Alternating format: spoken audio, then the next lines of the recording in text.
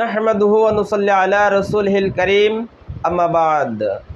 সম্মানিত দর্শক শ্রোতা ভাই ও বোনেরা, আসসালামু আলাইকুম ওয়া রাহমাতুল্লাহি ওয়া বারাকাতুহু। আজকে আমার এক ছাত্র আমার কাছে প্রশ্ন করছে, স্যার কোন জিনিস দ্বারা ইফতারি করা উত্তম? এই প্রশ্নের উত্তরে আমি বলবো, আমাদের দেশে যে সমস্ত জিনিস পাওয়া যায়, যেমন খেজুর, আঙ্গুর, আপেল সহ অন্যান্য ফল ফলাদির দ্বারা ইফতারি করা উত্তম। এই প্রশ্ন করার কারণ আছে।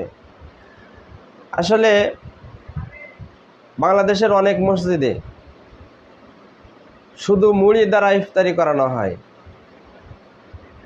এই কারণে এই প্রশ্ন করা হয়েছে। আসলে বাংলাদেশ গরিব দেশ হিসেবে পরিচিত। বাংলাদেশের সকল মসজিদে ইফতারি করানো হয় না। বিশেষভাবে রাজশাহী বিভাগের অধিকাংশ মসজিদে ইফতারি করানো হয় না। রাজশাহী বাদে বাংলাদেশের প্রায় সকল জেলাতে মসজিদে ইফতারি করানো হয়। অনেক মসজিদে ইফতার ফান্ড আছে। এই ইফতার ফান্ডে মুসল্লিরা টাকা জমা দেন, মসজিদ কমিটির পক্ষ থেকে ইফতারি করানো হয়। অনেক মসজিদে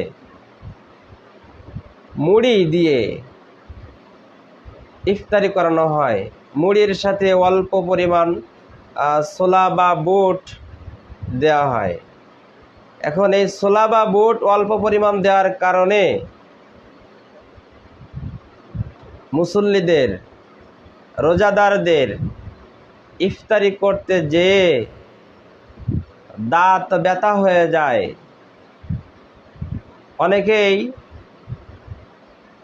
এই মুড়ি তথা ইফতারিগুলো সম্পূর্ণ না খেয়ে নষ্ট করেন।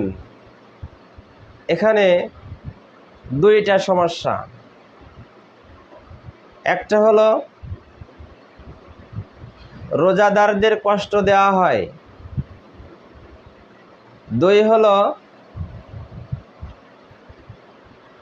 এই ইফতারি নষ্ট করার মাধ্যমে অপচয় হচ্ছে।